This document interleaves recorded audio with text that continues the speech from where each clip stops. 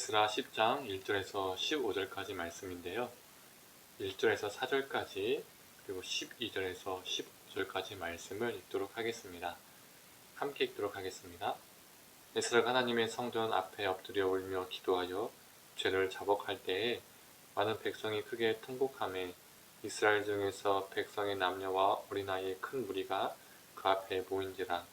엘람 자손 중 여히엘의 아들 스가냐가 에스라에게 이르되 우리가 우리 하나님께 범죄하여 이 땅 이방 여자를 맞이하여 아내로 삼았으나 이스라엘에게 아직도 소망이 나니 곧 내 주의 교훈을 따르며 우리 하나님의 명령을 떨며 준행하는 자의 가르침을 따라 이 모든 아내와 그들의 소생을 다 보내기로 우리 하나님과 언약을 세우고 율법대로 행할 것이라.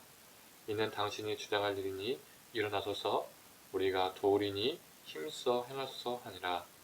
모든 회중이 큰 소리로 대답하여 이르되 당신의 말씀대로 우리가 마땅히 행할 것이니이다.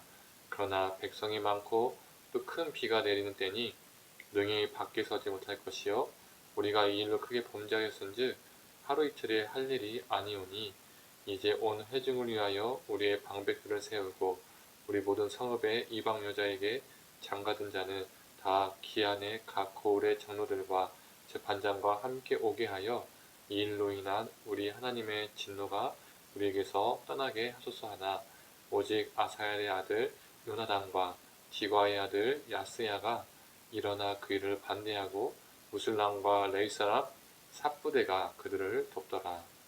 아멘. 오늘 말씀을 들으시는 우리 모든 성도님들에게 하나님의 은혜가 있기를 간절히 소망합니다. 지난번 설교에서 언급했던 것처럼 이방인과의 통혼은 단순한 육체와 육체의 결합을 넘어서 이방인의 가치, 이방인의 문화, 이방인의 종교가 이스라엘을 지배하는 모습으로 나아갔기 때문에 에스라는 한탄하며 기가 막혀서 옷을 찢고 자신의 머리털과 수염을 뜯었다고 했었지요. 그렇다면 왜 이스라엘은 포로 귀환을 하고 이방인들과 결혼 즉 통혼을 했을까요? 자신들의 이스라엘 민족 가운데도 남녀가 있기 때문에 남성은 여성을 또 여성은 남성을 만나서 자기들끼리 결혼을 했을 수도 됐을 텐데 왜 이방인들과 결혼을 했을까요? 여기에는 그 당시 상황적 배경이 있습니다. 그들의 조상들로부터 대대로 물려받은 분깃이 있었지만 오랜 긴 시간 동안 그 땅을 떠나 있었습니다.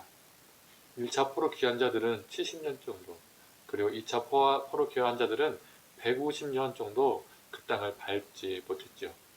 그 기간 동안 그 지역에서 기반을 잡은 이방인들이 있었다는 겁니다. 터줏대감 노릇을 하는 이방인들이 있었다는 거죠. 실제로 느헤미야서를 보면 터줏대감 노릇을 하는 방해자들, 즉 산발락과 도비아가 등장을 합니다. 가나안 땅에서 기반을 잡고 있었던 이방인들은 그곳에서 부와 권력을 기득권을 쥐고 있었던 사람들이었습니다. 그냥 이방인들이 아니었다는 거죠. 150년 만에 귀환한 이 2차 포로 귀환자들에게 이 이스라엘 이 백성들에게 그들은 어떠한 존재로 보였을까요? 자신들의 안정적인 정착, 안정된 삶을 위해서 필요한 사람, 도와줄 사람으로 보였던 것입니다.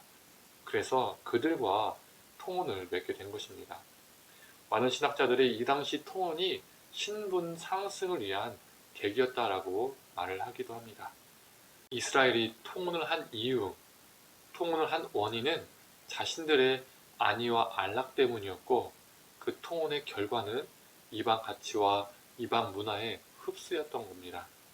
이처럼 이스라엘은 자신들의 안위를 위해서 배우고 익히고 삶으로 체화시켜서는 안 될 가치관과 문화를 흡수시켰던 겁니다. 그렇다면 우리에게는 이런 모습이 없을까요? 지금보다 더 나은 안락함을 위해서 우리의 안위를 위해서 해서는 안 될 것을 하고 보고 듣는 세속의 가치와 문화를 그대로 흡수하는 모습은 우리 안에 없을까요? 에스라의 회개 기도, 에스라가 회개 기도할 때에 많은 사람들이 동참했다라고 오늘 본문은 말하고 있습니다. 3절을 보면 어긋난 자신들의 모습을 하나님의 말씀을 따라서 청산할 것을 결단합니다. 통혼의 죄를 단호하게 끊겠다는 다짐인 것이죠. 그렇습니다. 우리가 깨달았을 때 단호하게 끊는 것, 단호하게 삶으로 옮기는 것이 진정한 회개입니다. 회개는 말로 하는 것이 아닙니다. 내 자신의 모습, 나의 가정의, 나의 자녀들의 모습을 보면서 내가 추구했던 그 안락함, 성공, 그것들 위해서 살다가 어느 순간 나의 모습을 보니 세속의 가치와 문화에 찌들어버린 나의 모습, 나의 가정의 모습을, 그리고 나의 자녀들의 모습을 보게 된다면, 발견하게 된다면 단호하게 돌이키는 것, 단호하게 끊어버리는 것, 이것이 진정한 회개입니다. 이렇게 회개한 자들에게는 무엇이 있습니까? 2절 후반을 읽도록 하겠습니다. 이스라엘에게 아직도 소망이 있나니 잘못된 것을 어긋난 것을 단호하게 끊고자 하는 이에게는 아직 소망이 남아 있습니다. 새로운 삶으로 전환하며 하나님의 원하신 뜻대로 살아갈 그 소망이 있는 것입니다. 그런데 15절을 보면 끝까지 그 안위를, 그 안정을 놓지 못해서 쥐고자 하여서 그리고 에스라와 함께하는 이들을 반대하는 사람들이 있었습니다. 그들에게는 안위는 있을지 몰라도 소망이 없는 것이죠. 사랑하는 성도님들, 오늘 우리는 무엇을 쥐고 싶습니까? 무엇을 소유하고 싶습니까? 안위? 아니면 새롭게 변화될 소망입니까?